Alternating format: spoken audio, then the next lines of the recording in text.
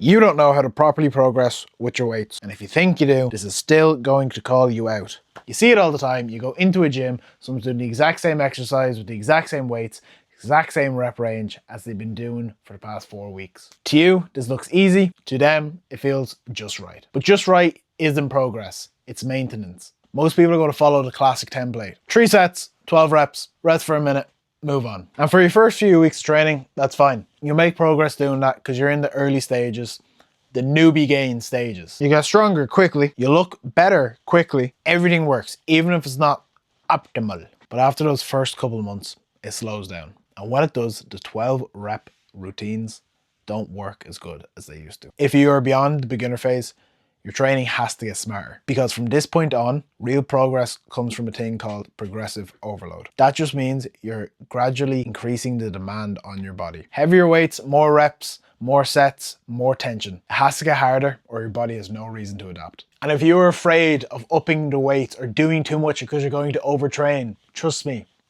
you're not. From your next session onwards, I want you to try out my 8 to 12 method. It is simple and guaranteed to make you progress weeks upon week.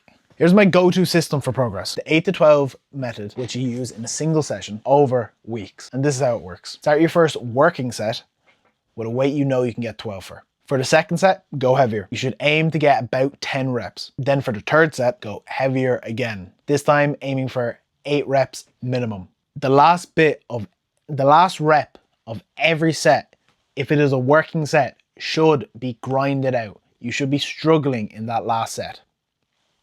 Rep. I keep jumbling them up. Anyways, these aren't warm-up sets. Every rep counts. Every set should challenge you. The final set though, that is your max effort. Next session, look back at your last session, get the weight that you could only get 10 reps for. That is going to be your starting weight. You're going to push out 12 reps for your first working set. I really want to emphasize working set. These are not warm-ups. Warm-ups are done separately. You're starting this session off with the weight you could only get 10 reps for the last day. And you're going to recycle this over the next few weeks. When you get to stage, your original 8 rep max, you can get for 12.